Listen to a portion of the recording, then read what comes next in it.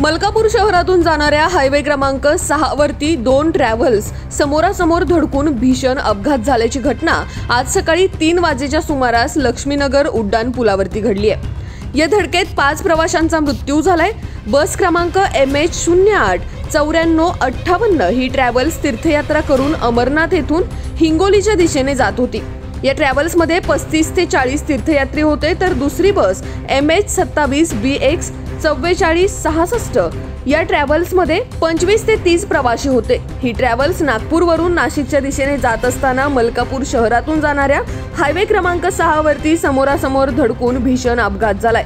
दोन्ही ट्रॅव्हल्स समोरासमोर धडकल्याने ट्रॅव्हल्सचा अक्षरशः चेंदामेंदा झालाय। या भीषण अपघातात 5 प्रवाशांचा जागीच मृत्यू झालाय, तर दोन्ही ट्रॅव्हल्समधील 20 ते 25 प्रवासी जखमी आहेत।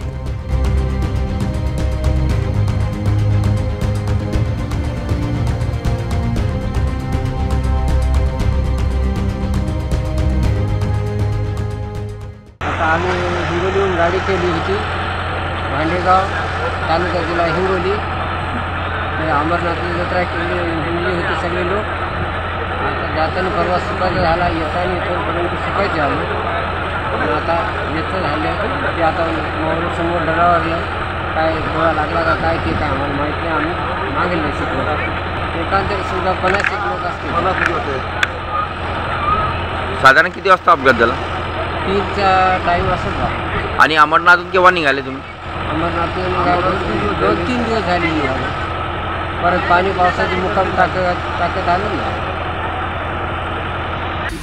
मलकापूर म्हणजे अकोला जळगाव रोडला आहे। मलकापूर महामार्गावर रेल्वेचा पूल आहे। आज पहाटे 2:30 वाजता एक नागपूरवरून नाशिकला बस चालली होती लक्झरी रॉयल ट्रॅव्हल्सची, आणि तिकडून अमरनाथला हिंगोली जिल्ह्यातले काही यात्री गेले होते।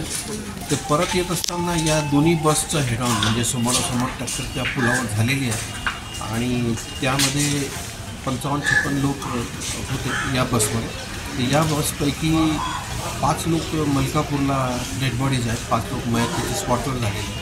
तिथे व्हिजिट करून आम्ही आलेलो, आणि त्यापैकी 32 लोक अजून आम्ही तिथे मलकापूरच्या गुरुद्वारामध्ये त्यांची व्यवस्था केलेली आहे। मेडिकल एड, त्यांचं ब्रेकफास्ट आणि त्यांचं लंच करून त्यांना घरी कसं पाठवता येईल।